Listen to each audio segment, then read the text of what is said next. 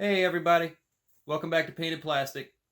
Brandon here with an all-new build series, and for this one I want to do another G.I. Joe custom. If you remember the Arctic Fox build several months ago, you'll know that I used a 94 ice snake to make the skis and yeah, I used some of the bits off that. So I've had the shell just in a box down here for the last I don't know 6 months, and I think I've got a pretty cool idea for the ice snake and how to customize that. So that's the plan for this build. We're gonna do another GI Joe custom. Yeah, so we'll get into all that back over at the bench, talk about sort of the plan and what I have in mind for this.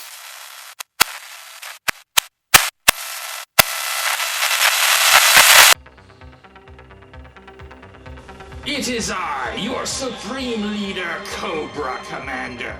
For too long you have made vehicles for G.I. Joe, but you are now drafted into the Cobra Army. I order you to create vehicles for Cobra.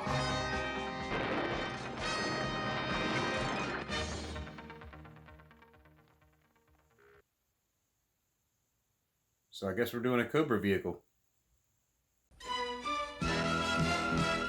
Now back to G.I. Joe. All right, everybody, here's the ice snake. A couple of things on this: the little handlebars. This one's intact, but this one's broken, and really it looks like this one could go any minute. I was thinking about maybe recreating this one, but I think I might just cut them off, sand them off. I think it'll look okay without them. So, but the rest of it, yeah, it's just a matter of getting it cleaned up, and the first thing for that is to get these old stickers off, right? These are the old paper stickers that were real prevalent in the 90s. For that, we need, let me clear some space up. For that, we need Q-tips, right? And regular old lighter fluid, right? This will take your stickers right off. No problem at all. Here, we'll do this one right here just to start with. Actually, I'm gonna put some lighter fluid on all of them and just let it start soaking in. These paper ones come off even easier than the vinyl ones. Like I said, with a little lighter fluid. Give it a little bit more. Let it soak in.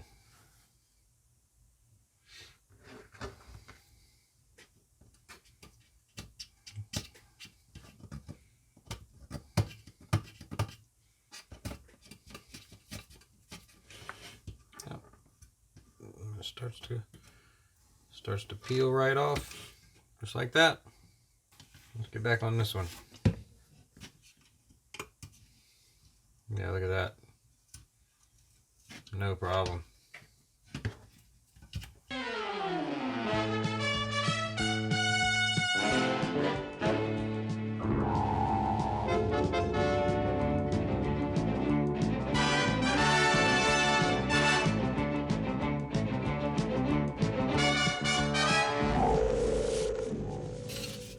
Alright, well that's the body. Pretty well done.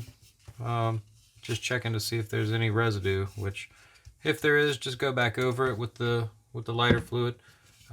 Sometimes there's, in fact, that might be a little bit sticky. You can feel it, it's just slightly sticky to the touch.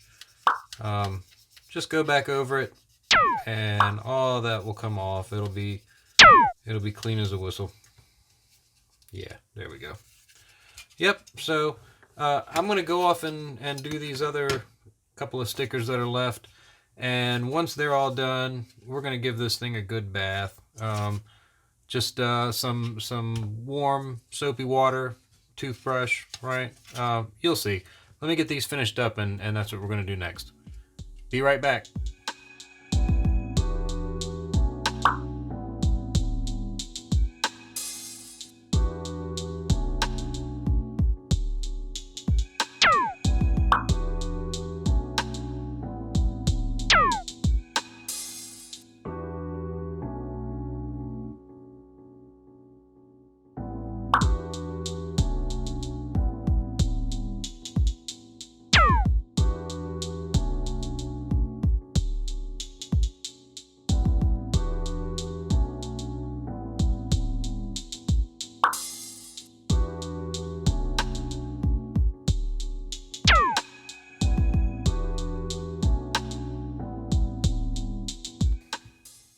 All right, everybody, here's all the pieces back from the cleaners, right?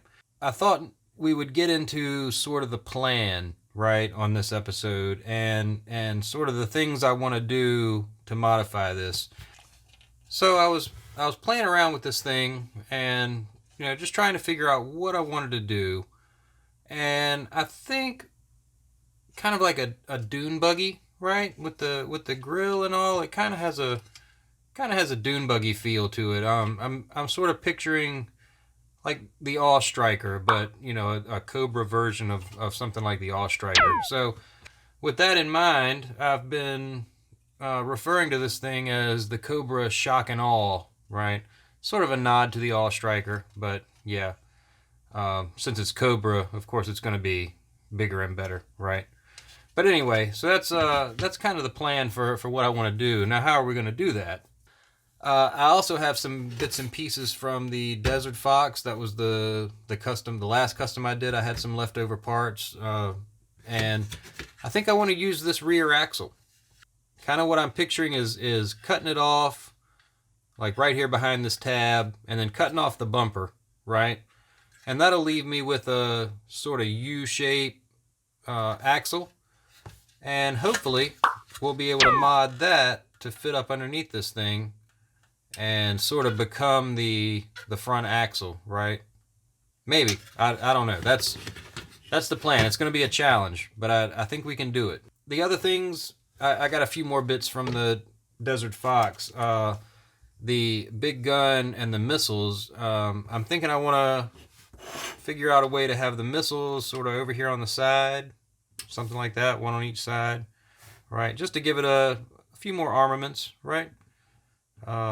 But we'll figure out how we're going to do all that. And then I also had the gun from the Desert Fox. Now, the Ice Snake originally had one of those kind of spring-loaded, right? They were real popular in the 90s, the missile launchers things. Well, I never had that. This was missing that when I got this, and but I do have this gun. So how do we fix a gun on there? Well, I do have the connector that came with the Ice Snake, right? So that would slot in there, and that's where the missile launcher attached originally.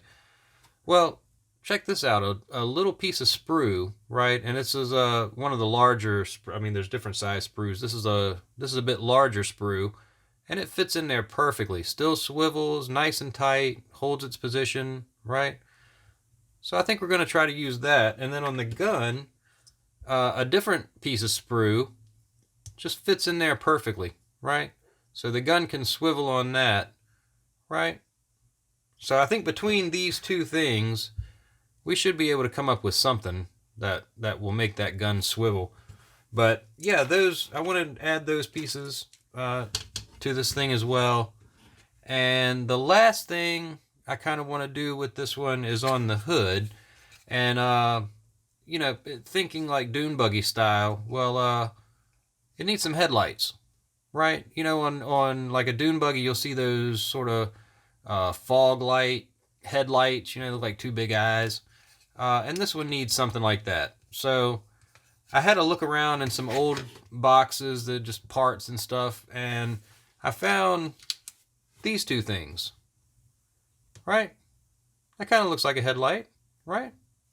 I think so. What they actually are pieces from an AT-AT.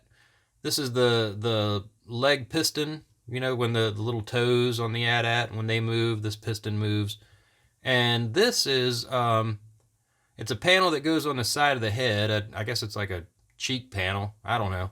But the side guns would be in there. But yeah, this goes on the head of an AT-AT.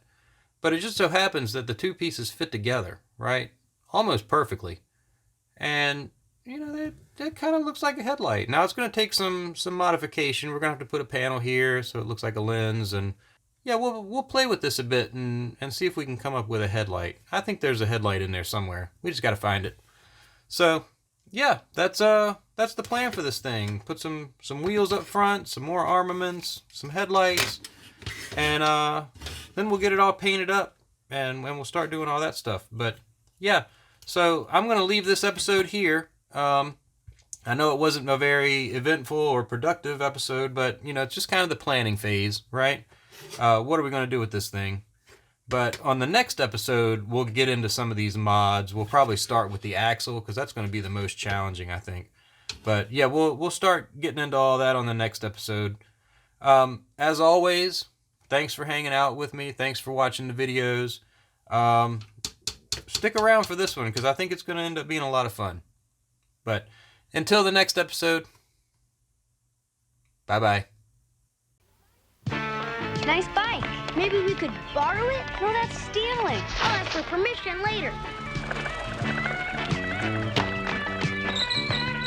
Uh-oh. Looks like you're asking for trouble now. Shipwreck. How would you like it if someone took your bike? I wouldn't. And if you get caught? I'd definitely end up in trouble. Remember, taking something that isn't yours just isn't right. Now I know. And knowing is half the battle. G.I. Joe!